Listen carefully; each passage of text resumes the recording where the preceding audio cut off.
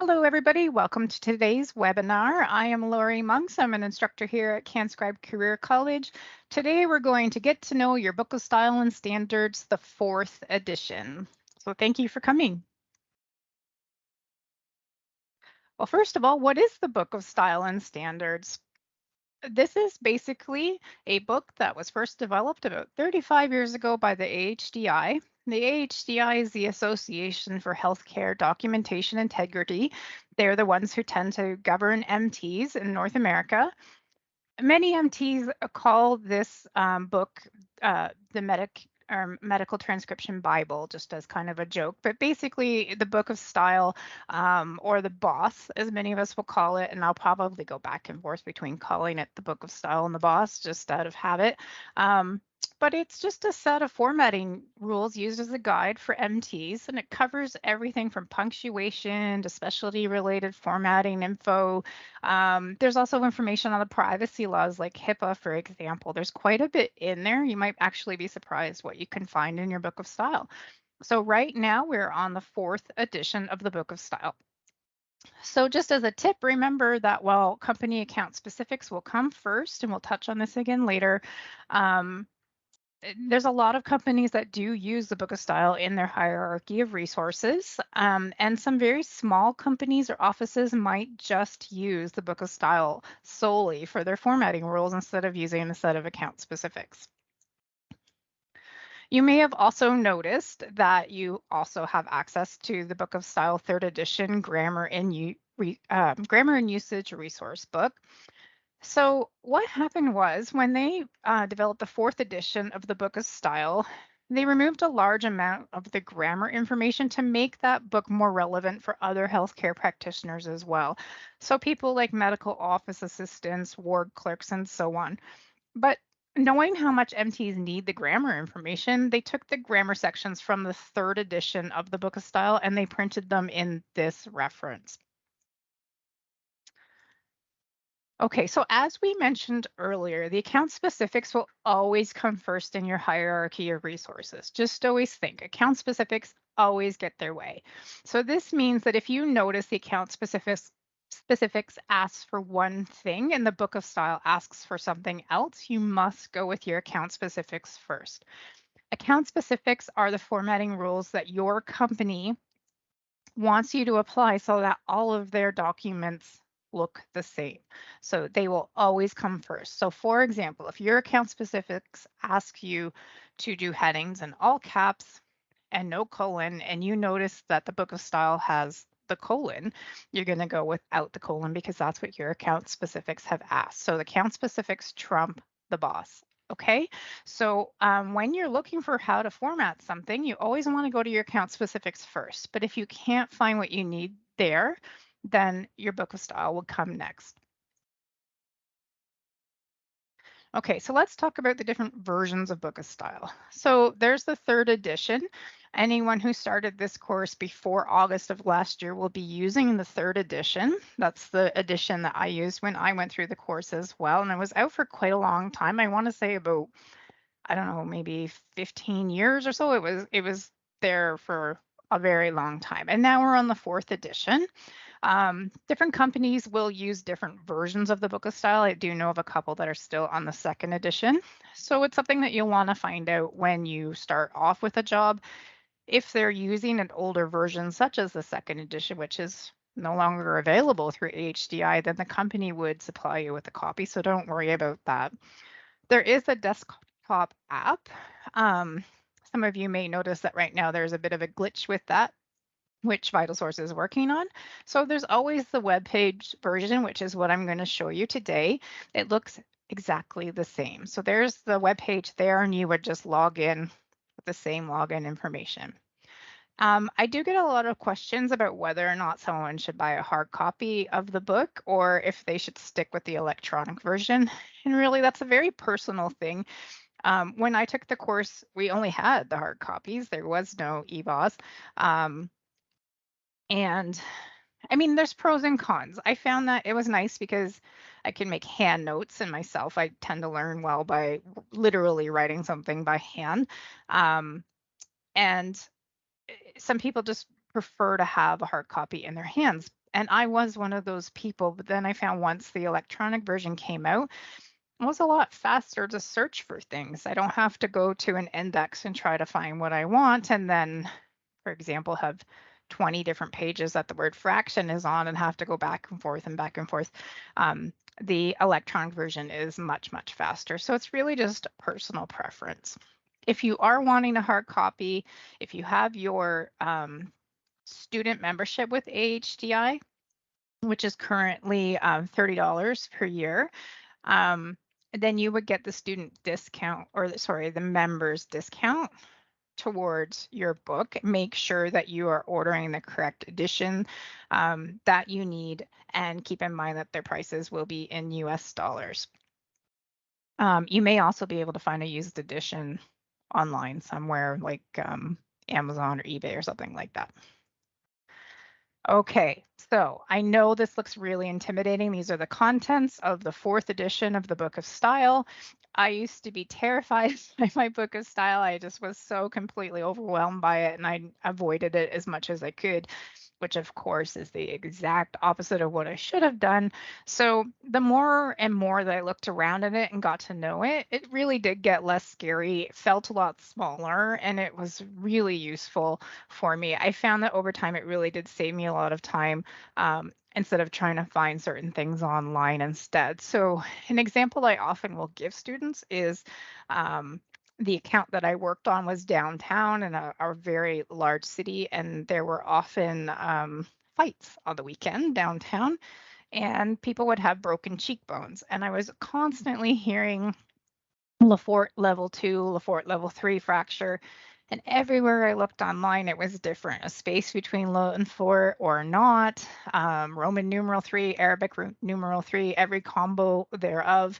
And then one day it hit me that, okay, they have the classification systems in the orthopedic section, and fractures are orthopedic. So I went in, and of course, there it was. So the time it could have saved me and the frustration is pretty significant. So really, the more you get to know it, the better. But let's just quickly look at what's in there. So the clinical record section, that's going to have document types, formats, turnaround time, information on editing the record. Section 2, general standards of style. This is a section I'm in quite a bit, so grammar and punctuation. Of course, the majority of the grammar is in the other resource, which we will look at. Capitalization, plurals, possessives, foreign terms, abbreviations, and symbols. That is all section 2. Section 3, measurement and quantitation, another section I use quite a bit. Numbers, ratios, concentration, ranges, units of measure, so metric units of measure and non-metric units of measure, which rules apply to each. Section 4, your specialty standards and nomenclature is probably my favorite part, and I will show you this later. So any formatting that is specialty specific, so your classification systems that you hear quite often, stages, grades, levels of things, how to write them, at least the most common ones are in there. Section 5, facility best practices. So this is talking about normals and standards, so basically templates, best practices, policies for content, importing technologies, gender usage, and so on. And then you have your appendices at the end. So there's some sample reports, but remember, those samples will not necessarily follow your account specifics. A usage glossary, which we are going to look at, laboratory study reference tables, classifications reference tables, which just has all those stages, grades, and levels all together, information on Hipaa, and so on. So there is a lot in there, and I know that that makes it quite intimidating, but honestly, just the more you can play with it, the better. So then the Book of Style 3rd edition, grammar and usage resource content. So I know it looks funny. It starts with chapter 4, but it has just taken chapter 4 and 5 out of the 3rd edition and printed them in this resource. So chapter 4 is just grammar, so parts of speech, and anyone who's in the grammar and grammar and style section, this will be really useful for you. So nouns, verbs, conjunctions, and so on, parts of a sentence, so subject, predicate, objects, and so on, phrases, clauses, sentence classification, so on. A lot of info in there. Chapter 5, I often go to chapter 5 actually because it talks about subject and verb agreement. So verb usage, pronoun usage, your subject and verb agreement, pronoun and antecedent agreement, and so on. If I'm struggling as to whether something is going to be a singular noun or a plural noun, chapter 5 is the place to go, and I'm going to show you that as well. All right, let's check things out. So I'm just going to close the PowerPoint presentation. Then we're going to go into our Vital Source bookshelf on the website. So this is what it looks like when you log in. You will notice I have some older things here that were from before August of last year. But the first place we want to look at is the grammar and usage book. Let's let it load up. Perfect. So on the left-hand side, we have our table of contents. You will see a magnifying glass to do some searching. We'll come into these other things later. Whatever page you left on last time will be open, so you can flip through any of these to view. You can scroll through using the bar at the bottom. If you really know the specific page, you could enter it there. Information on how to use the book, but I'm going to go over that now. So here's our chapter 4 contents. So we know this was grammar. So here are all the sections I just talked about. So you could come in here and say, okay, I want to find more information on conjunctions. Here's the reference number. Unlike your Book of Style 4, for those of you who have already been accessing that, in Book of Style 4, you can click on these and it will take you right to that page. But Book of Style 3 didn't have that function. So we will talk in a moment about how we would find that page without scrolling and scrolling. And here's chapter 5. Here we go. So the agreement thing. So I want to look at compound subjects. So this and this was, or this and this were. That's my sort of conundrum here. So 5.3.2. So I'm going to open my search bar. Okay, if you find that, oh, that's getting really tiny, you can just close this up by clicking on that, right? Just open and close that. So I'm going to put in 5.3.2 and hit enter. Now, just as a tip, all these little bits and pieces of my search have shown up in other places on this. So what you want to do just in this particular reference is scroll down closer to the bottom and find the one that says 5.3.2. Here we are. So compound subjects, subjects joined by and. If the subject consists of two or more words joined by and the subject is plural, use a plural verb. Perfect. And it has examples. I find that the examples and the explanations in this resource are very good. So don't be shy to use it. Get to know it. Don't forget that it's there, because we often get caught up in things in the middle of a report and just kind of forget about these things. So just remember that this is there to look at. So I'm just going to come here. Yeah, so I'm going to come out of the grammar and resource. I can never say that right. Grammar and usage resource. I'm going to come out of that. And then let's go to the Book of Style 4. This is the meatier book. We're going to spend some more time here.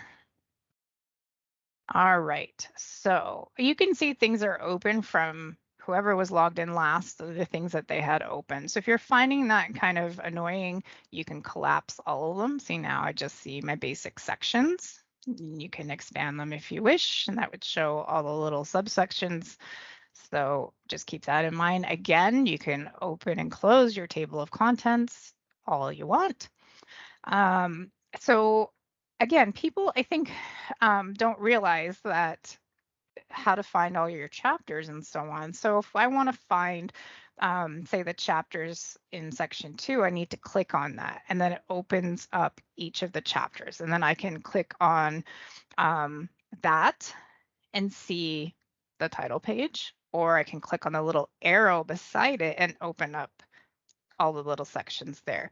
Then I could click either here to open that page 3.1.1, so periods at the end of a sentence, or I can click on any of these and it takes you right to the page, which is a fantastic new feature with the 4th edition of the Book of Style.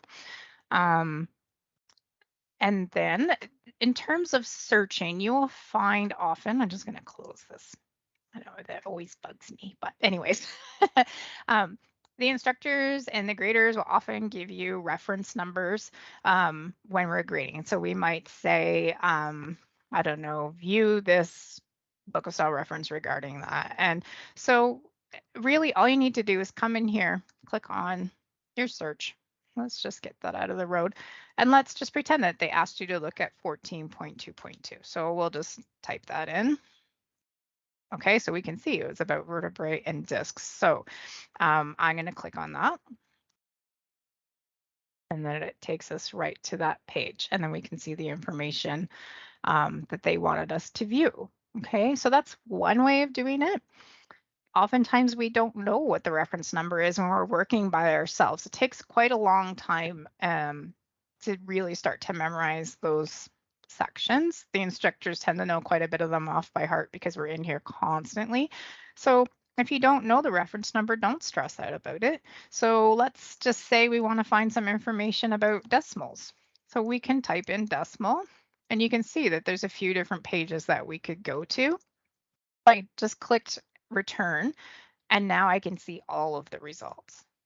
So rather than just limiting myself and having to go to each of those, if I hit return, or you could search the hit the magnifying glass, all 34 results of each time decimal or decimals comes up will open. And then I can scroll through and see if any of these little previews match kind of what I'm looking for. And I like this quite a bit because like I was saying before, when I had my hard copy, I was going to the index and it would give me 34 pages that this was on. I would have to go back and forth until I finally found what I wanted or really skim through. So I really like these little previews that they give you of what the rule is. So that's one way to do it. Now, the other dilemma that comes up a lot is what do we do if we don't know the reference number and we don't know what name or word to search? What do we call this? So there's another way to go about things. I'm going to show you a few different examples. So one might be, let's say that we want to write out, he has had 2 EKGs. And we're not sure how to write the plural form of EKG, right? Is it an apostrophe S? Is it just a S? How do we do that? And we are not sure what we want to search. So I'm just going to close the search bar. So first thing you could do, okay, so EKG is an abbreviation. So I could go in here and find where the abbreviations are. There they are there. So I can click on abbreviations. And then I'm like, okay, I want to find the plural form of an abbreviation. So I'm going to go through here, and I'm hoping this is big enough that you guys can see.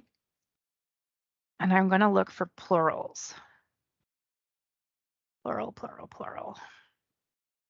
Pluralization. Let's try that first. Hey, I looked out there. So there's how we would write it. Use a lowercase s without an apostrophe to form the plural of a capitalized abbreviation, acronym, or brief form. Perfect. If we want to double check if there's any other information, or let's just say we hadn't found it this way. So by going to abbreviations first, we could then maybe say, okay, I want to find a plural form of something. So I'm going to go to the plurals section and go from there. Say, is there information on abbreviations under the plural section? And sure enough, there we go. So now we have some added information on how to pluralize abbreviations. So you can go either way. I have used this a lot. I just can't remember where certain things are, or how they named it. I've been in the Book of Style 3 for so many years, and they have named certain things slightly differently in Book of Style 4. So I'm doing this quite a bit, trying to find certain pieces of information in Book of Style 4 until I've got that down pat in my mind. So it doesn't take long to do. Let's say that the doctor said the patient has a grade 2 to 3/6 heart murmur. It might be that we have already done the cardiology chapter and we can't remember how to write that. It could be that you're in a section of the course where you haven't even covered cardiology yet, and it's a bit of a panic, I know.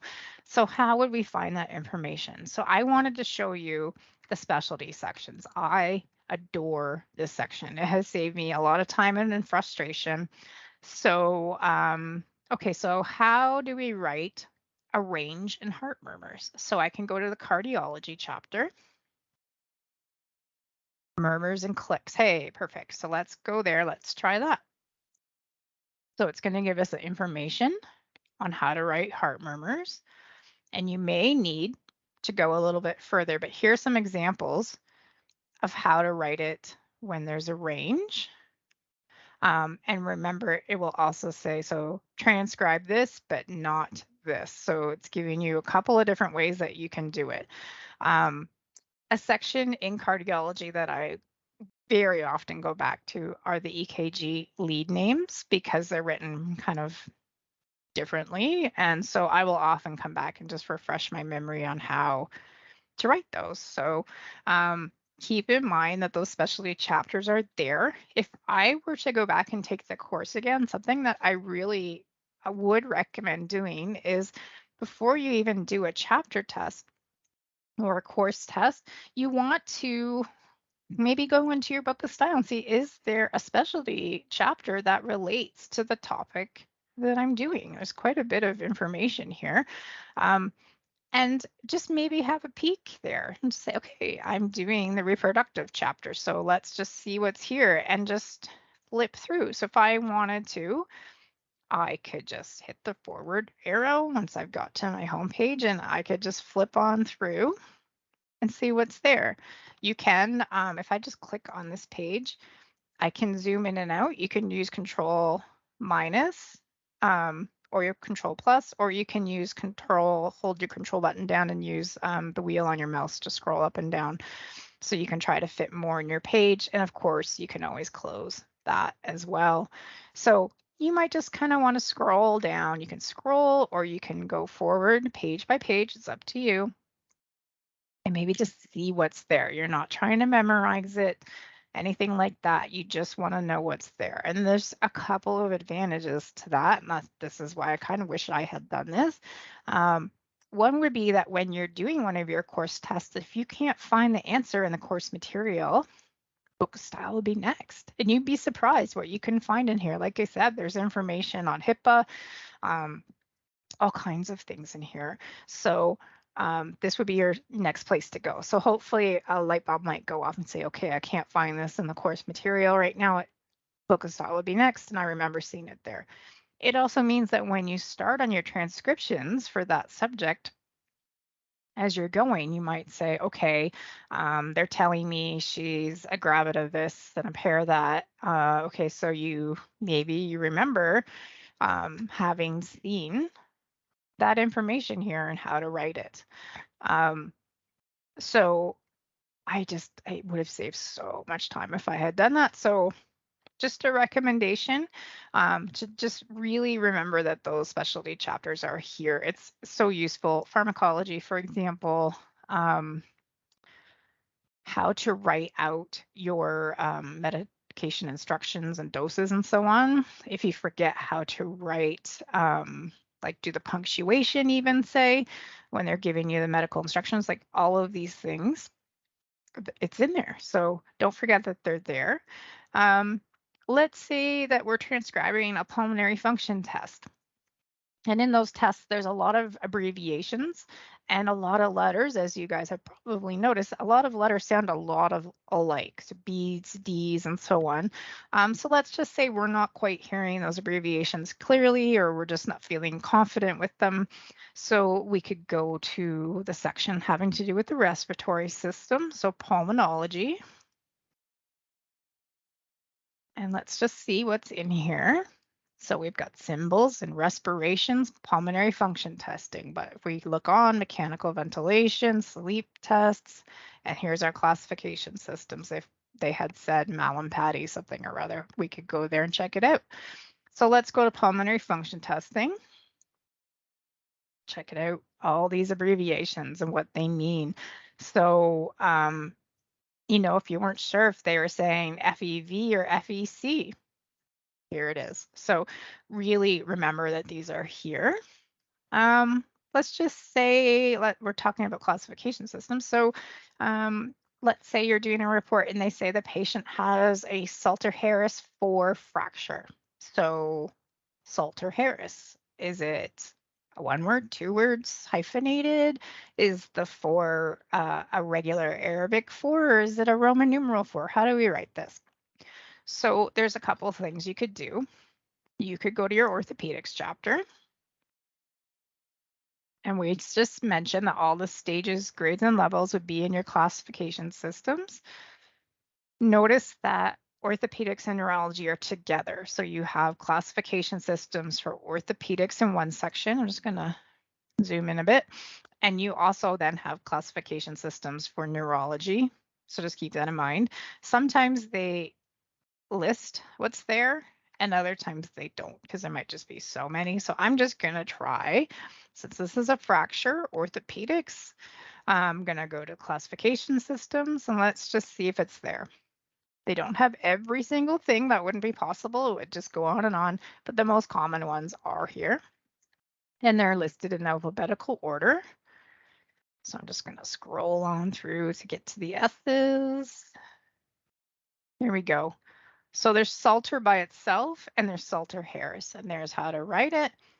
Roman numerals, beautiful. So now we know how to write that. So this is the thing, I would have saved myself so much time. I think of how many months and months that I was trying to figure out how to write Lefort level 2, and it would have been right here waiting for me. So just keep that in mind. Now with those classification systems, I mentioned this very quickly earlier, but in the appendices, so I'm just going to collapse this and we're going to go to the appendices. See how here we have our sections and then we have our appendices. So Appendix D, this is a new edition where all of those classification systems are listed. So if we were to scroll down to our S's again, so many here. Do Salter and Salter-Harris. So then it's telling you the chapters they were covered in. And if I could remember what was at the top there, let me see. There's an X in the second box over, Roman numerals. There we go. So you can look there as well. To just expand a little bit on those appendices. So again, remember I said Appendix A, sample reports, so you can see the different reports. But just remember again, they are not going to follow our account specifics. So just keep that in mind, but they're there, excuse me, as examples. A section that I really like, Appendix B, the usage glossary. This is a whole section on really common sound-alike words that you are going to hear in your medical reports. And I see errors with these a lot. So keep in mind that they're here. It doesn't hurt to brush over it every now and then and have a look. Did they say abduction or adduction? And it gives you the definitions. So you can just quickly have a peek. Again, they're in alphabetical order. Buckle, referring to the cheek, or buckle as in fasten a buckle. These are things we hear quite often, so you can have a look here. And sometimes too, you might say, I'm not sure how to spell what they're saying, but I know the letter it starts with. And I know there's 2 different usage for this. So you can have a peek, just alphabetically find it and say, okay, that's how, because I would normally say, well, you could just look up each version of the word in a dictionary, but sometimes you're not 100% certain how to spell it. So here they are here. Okay, so don't forget that. And then, okay, so laboratory studies reference table. We might as well just have a peek. So it's giving you some common tests. So you can see them, they're organized by different categories. So here's our electrolytes. So sodium, it's giving you the chemical name for it. I'm going to show you highlighting in a minute, so forgive me for that. Sodium, and it's giving you the range based on what unit of measure they give it to you in.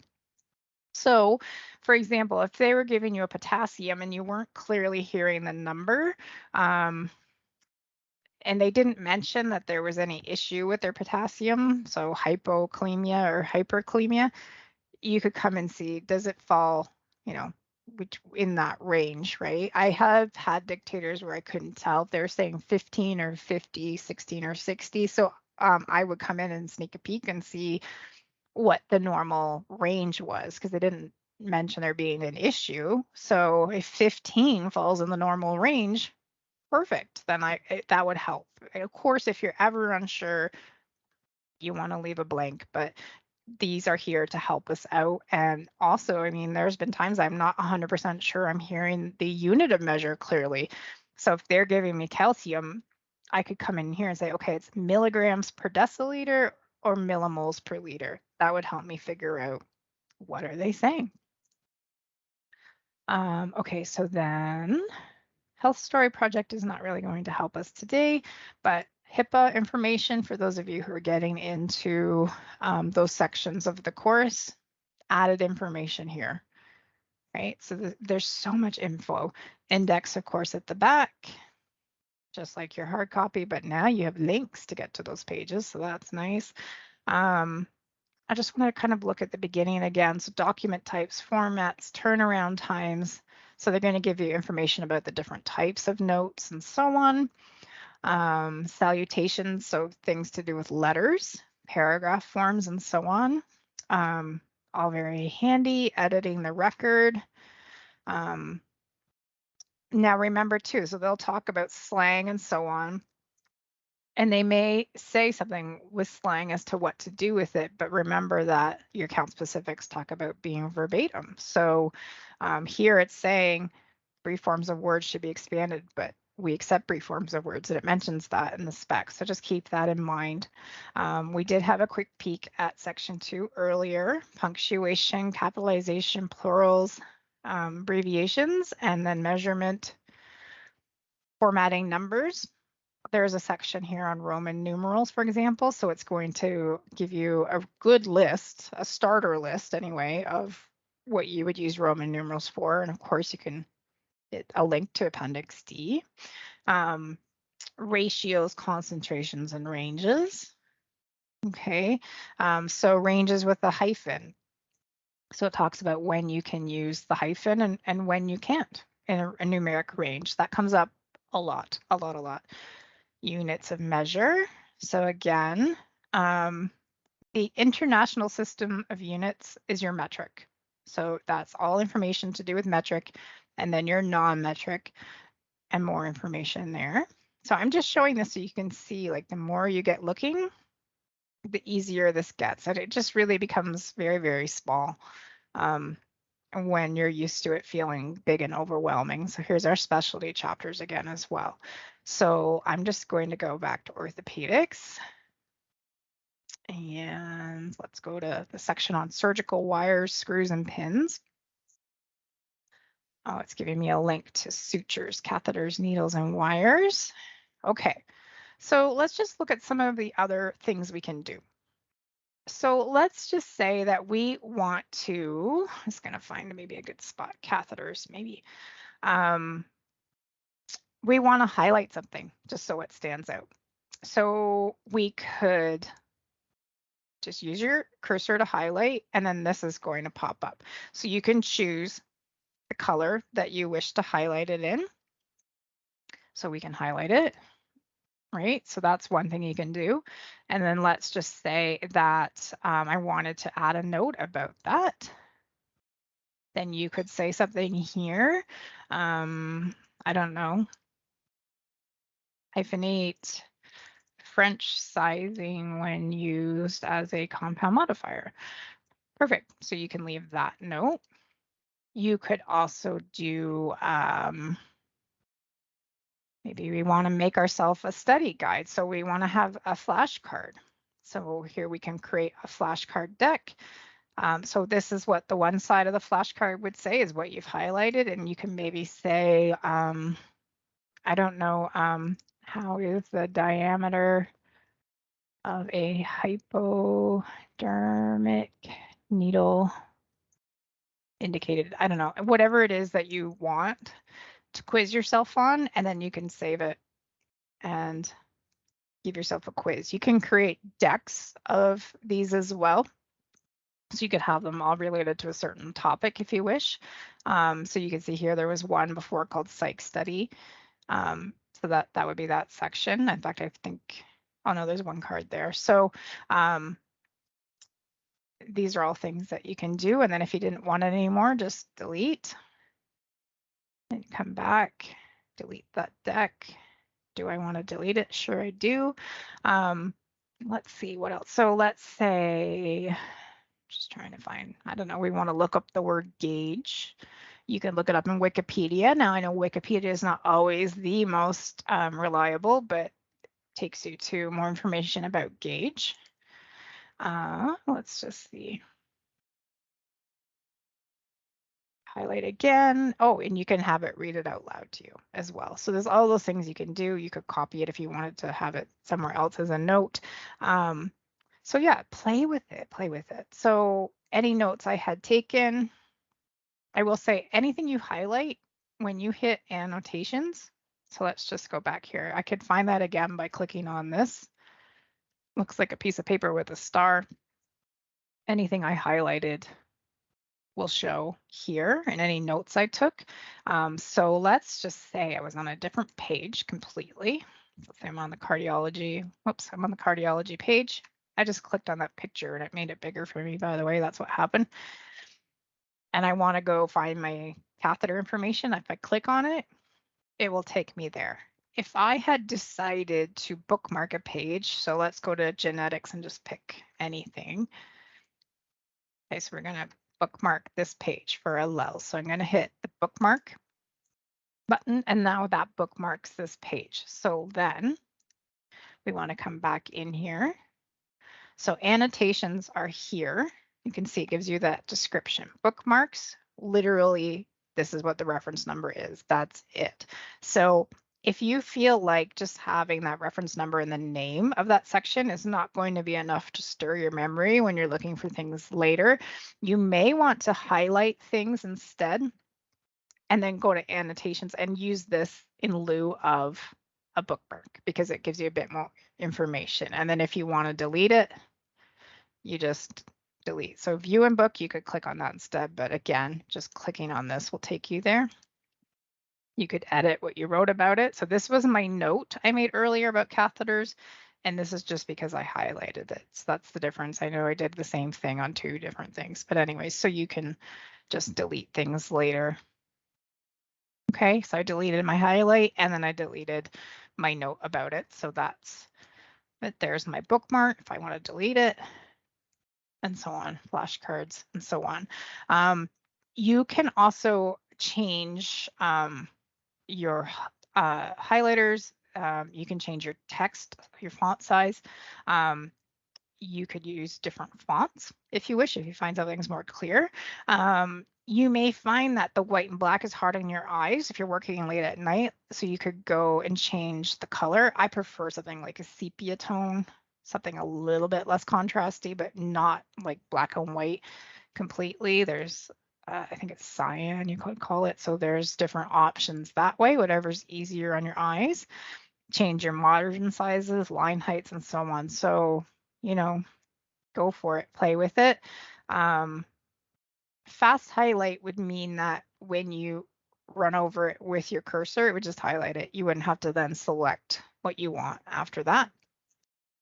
So really, just the more that you can play with it and get to know it, the better. The more and more you do that, the more useful it will be. I just actually was looking at this last night, the 3 dots. So again, you could start to read things aloud. Beta features I looked at, you could put an emoji in if you wanted. You could turn that option on. You could have it define a term. So these are all things that you could turn on and off and play with. So you can use those. What else was in here? You have help if you needed it. Your account. So if you wanted to log out quickly, you could go to your account and hit log out. Download app. Of course, a lot of you have the app on your desktop, which, as we know at this exact moment, is having an issue. VitalSource is aware of it. So just Play. So what I'm going to do now is just open up for questions. If there's anything anyone would like to ask, feel free. And I will just hop back and forth between the book of style and the questions. Okay, so don't be shy. In the book of style, grammar and usage, are chapters 1 to 3 missing or do they not exist? If they do exist, what are they? So they don't exist, Jim. So if we go back to your grammar book, so remember I said that when they made the book of style 4, they took out a very large portion of the grammar because they wanted the book of style 4 to be used for other health professionals as well. But they realized that medical transcription is still needed. So they took the 2 biggest grammar sections right out of book of style 3 and put them in here. And that's why it starts at chapter 4. So there literally is just chapters 4 and 5. Yeah. And I do believe too, for the book of styles, I think that if you are a member of AHDI and you go into their store, that they have workbooks as well. Yeah, you're having an issue with Vital Source as well. Yeah. So for those of you who haven't tried it yet, I mean, download the desktop app so you have it. But what's happening right now is when you go to search something, it closes it, I believe. Whereas the website, like I said, it looks exactly the same. In this white section will look exactly the same as what your desktop app is. It used to be actually that the desktop app was arranged very slightly differently. So all of the search information, everything was on the left. So you'd be flipping either between searching or flip like back and forth between the search and the table of contents. And now you can just go back and forth. You could have them both open if you wish, I think I would have to minimize things, but anyways, there we go. So you could do that if you want, whereas before everything was on the left and the magnifying glass, all this was over here. So now they're identical. So it really doesn't matter which you use. I know that when I was working doing transcription full time, I would come in to work and I would have, once this started, the ebook started, I would open up the tabs of all the things that I work with regularly. So I might open drugs.com in one page and a dictionary in another, my book of style in another, and I would just have tabs across the top. So let's just say I opened drugs.com and I opened a wildcard search site that I like. And that way I could just go from the platform I was using for my job to my web page, go back and forth, and everything I wanted was here. I tend to not use my desktop app as often unless the web page went down, which I think I can think of twice that it ever happened, and it didn't happen for long. And now, while we do have some students still in Book of Style 3, I have my desktop app open with Book of Style 3 and I use the web page for 4, and I just hop back and forth through the day. So don't be shy to get in there. You're just going to log in the same way you would in your desktop app and just use it on the web page. Okay. Any other questions? I know it's a lot, and again, just really play. You cannot hurt it. Just get to know it. When would I have access to the book of style? So that will be introduced to you when you hit the grammar chapter. If you get into grammar and it hasn't been sent to you yet, first double check your emails and go and check your junk folder too, just in case. I know that the odd email from the school will slip into junk folders. And if you don't see it, contact Student Services and they'll shoot it through to you. There will be a redemption code to use. So if I were to come out of here, so if you didn't have it yet, you'd be going basically to their store, and there will be a section to enter code. So I would go, I am in Canada and I want to redeem a code, and you would just pop it in there and hit redeem. You will be given 2 codes. One will be for the grammar and usage resource, and one will be for your book of style 4. And that's all you need to do is just redeem both codes, and then you could go to your bookshelf. So this is my manager's bookshelf that I'm using right now, or the app when the app gets working properly again, and then just find the one that you want and log in. Okay. Yeah, be sure to scroll through this section for any exceptions. That's very true, Anne. So a lot of times it will give you a general rule, and then as you scroll down, there will be some exceptions to the rule, which drove me crazy as a student. So be sure that you do check that entire section on, say, Arabic numerals. You want to look, so it's telling you here, most numerals are expressed in Arabic style, and it shows it to you. But as you come down, then it's starting to tell you about exceptions to the rule. So you want to read that full section. Okay, so you redeem both, but you only have access to the grammar one. So I would go back to that email and find your code for your book of style and try to redeem again. If it's not working, contact student services and let them know. If you can't find that email, just contact us, either the instructors or student services, and we can forward that email to you again. So section on homonyms like ilium and ilium. So that will be, I'm just going to collapse all this again because it's messy. So you want to go to the usage glossary. And so you're talking about ilium, some people call it ilium. So we want to scroll down. This will be quite a ways down.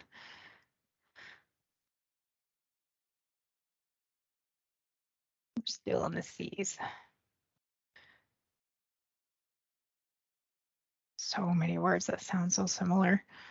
Here we go. Ilium, ilium. Perineal, perineum and peronium are two other ones that happen a lot, illicit and illicit. So that's how you do it. I mean, if you knew how to spell the one as well, you could also go in and check this way and see. Luckily, ilium's in there once. Sometimes the words will show up more than once. Like I'm pretty sure illicit would show up because of the drug section. Yeah, it's in there a bunch. So you may have to scroll. Okay, here it is in the usage glossary and go there. And it's in there more than once because it talks about illicit drugs in various other sections. But if you know how to spell at least one of those homonyms or sound-alike words, then you can search that way instead if you prefer. You're very welcome. All right, guys, we're running out of time. Are there any other questions? I mean, really, honestly, I just cannot encourage you enough to just get in there and play with it and check what's there.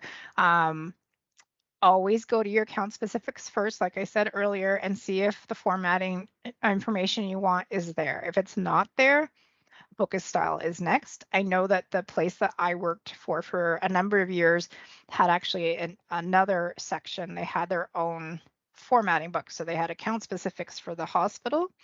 And I worked for more than one other hospital, so I had a few different account specifics. And then the next place I would go would be this other formatting book they had, just a shorter, it's maybe a couple hundred pages. And if it wasn't there, then book of style. So I wasn't in book and style as much, but I was still in it and I did still need it. So, and then I have done work for a very small company just to help them catch up now and then. And they exclusively use book of style. So it is something that is still prevalent in the workforce.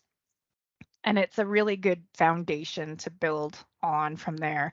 But you've got to really try to get past the anxiety with it that I had and just get in there and see what's there. And I really can't recommend enough if you're doing a course test, you're doing a PI exam, and you can't find that information in the course material, then come here next and have a peek. And if, like I said, if you're working on a new course, if I could just get this open, say the psychiatry chapter, before you do your course test, you may just want to have a peek here and just see what's there. So again, you could go through if I scroll, I have to click on it first, by the way. Here's my homepage. I can't scroll past that. So I could either hit the forward button, go to the first page of it, and now I can scroll all I want to, or I click on the introduction, and either way, I have to actually get in there first before I can scroll. But yeah, then just scroll through. And again, you're not taking copious notes. You're not having to memorize it. You just want to see what's there. And then when you go to do it, I bet you anything that you hear them say that diagnoses axis one, oh, that rings a bell and you know where to go and find it. I really, really have come to appreciate the book of style over the years that it took time to just get to know it and get more comfy with it. And it just kind of reminds me of, I don't know, for example, I lived in Ottawa for a number of years, and Ottawa seemed enormous at first. And then the more I got to know the roads and realized, okay, this one road has 4 different names. So really, like, things are not as huge as they seem. It just seemed to get smaller and smaller the longer I lived there and got to know things. The book of style is very much like that, that you're going to say, okay, yep, like I showed you earlier, abbreviations, the plural form, I could go into the abbreviation section or I could go into the plural section. It's kind of like that street that's got 2 different names, but it's the same street. It's kind of like that. So really, the more you get to know it, the easier it's going to get. And you're just going to get more comfortable with it and find the information much faster. So yeah, just click on everything and see what it does. All right, guys. Well, thank you so much for joining today. It was a pleasure. I hope that this has helped and make things a little bit less intimidating, and hopefully will give you access to more information than you had before. So thanks very much for coming today.